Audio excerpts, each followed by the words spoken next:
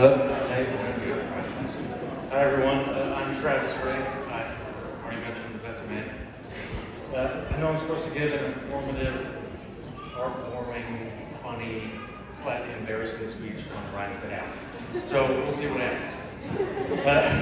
I met Ryan in 2005 at the University of Texas in Austin, in the dorms. We were 18 years old then, and that was 16 years ago. It's hard to imagine it was that long ago, but we're still the best of friends. We're more like brothers at this point. Ryan was also my best man in 2017, so I don't know if he's just repaying the favor or if I actually am the best man, but hopefully it's the latter. Our friendship started on music, kind of a common interest in different genres, what we liked, what we didn't like. I played guitar, and Ryan told me he was also a musician, so I thought we might start a rock band and become famous together. Then he told me he played the clarinet, so I knew he had no chance of being famous. But I also used to play the clarinet when I was younger, so I knew he was just as nerdy as I am. In many ways, Ryan has helped shape the person that I've become today. I didn't used to be interested in sports at all, but you know his family and everything, his admiration and knowledge of all sports was absolutely infectious. And then he introduced me to fantasy football, and the rest is history. Fast forward, and then you ask my wife, sitting right there, Kathy, what my three biggest loves in life are, she'd probably say, sports, brisket, and me in that order.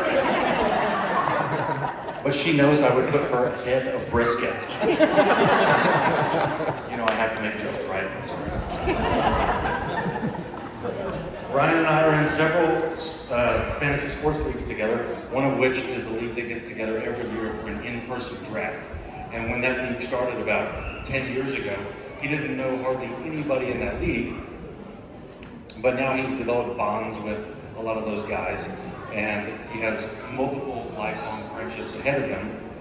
And that's just who Ryan is. He's a reliable, honest, sincere person. He's the type of person who can be anybody's best friend. So for you to ask me to be the best man is truly an honor.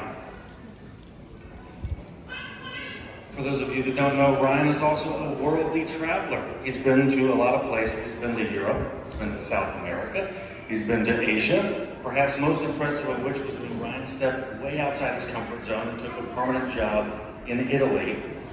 That's when I knew he had surpassed me on the scale of awesomeness. I was no longer good enough for Ryan. I actually got a chance to visit Ryan when he was there, and it was one of the most memorable trips of my life. We did a lot of cool stuff. We went to Oktoberfest in Munich and drank way too much beer. We went and saw the Last Supper painting by Da Vinci in Milan, where you were living at the time. We went to the foothills of the Matterhorn on the border of Italy and Switzerland. It was a really memorable experience. Another thing I remember very specifically about the trip was when we were sitting on your balcony at your apartment, and I was telling you about Kelly, who was my girlfriend at the time. And I was like, man, I just know that she's the one. And it sounds so cliche, but when you know, you just kind of have that feeling that you know. And I remember telling you, when it's your time, you'll know too. Sorry, I don't have better advice for you. Fast forward a few years, Ryan had told me he had gone on a few dates in San Antonio. So naturally I asked, well, were they all with the same woman? He said, yes. And he said he really liked her, and then he said that she was honestly probably too good for him. He says she's gorgeous, she's down to earth, and she's bilingual. She speaks English, of course, but she also speaks football, bro. I told him, stay level-headed. Don't get your hopes up. Nobody's perfect. What's wrong with her that she will go with you for multiple dates anyway? Eventually, things progressed, and he wanted to introduce Brandi to me and my wife. So we invited them over, and it's always a nerve-wracking thing when you've been friends with somebody for a long time. And if he loves her that much, but if we don't like her, then it's going to create a rift in the friendship you don't have to worry about.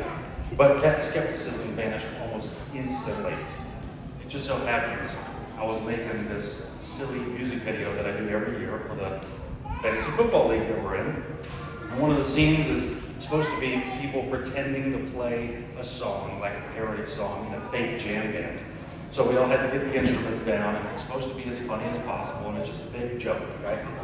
So within hours of knowing Brandi, I was watching Brandi and Ryan staring longingly in each other's eyes on dueling guitars and looking absolutely ridiculous. And in that moment, I saw two things.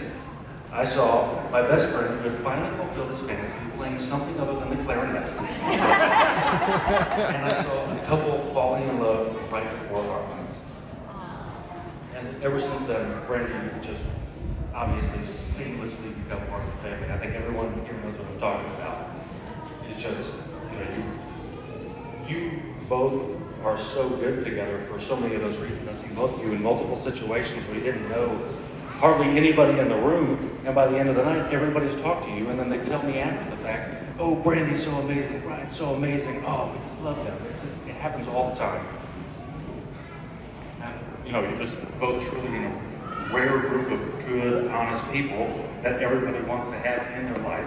And it sounds cliche, but you know when you see it, and I bet most all of us know it too.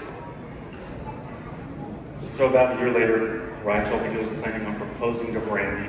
Many of us know the story of him proposing to her in San Antonio and that whole thing. I won't go into that, the speech is already long enough. But I've talked with Ryan and Brandi both recently about what it means to be married. Let me remind them of some good advice I've heard before we got married. My brother told me the secret to a successful marriage is square footage. My father-in-law told me, this is for you, Ryan, a man who gives in when he's wrong is a wise man, and a man who gives in when he's right is still married. So ladies and gentlemen, please raise your glasses.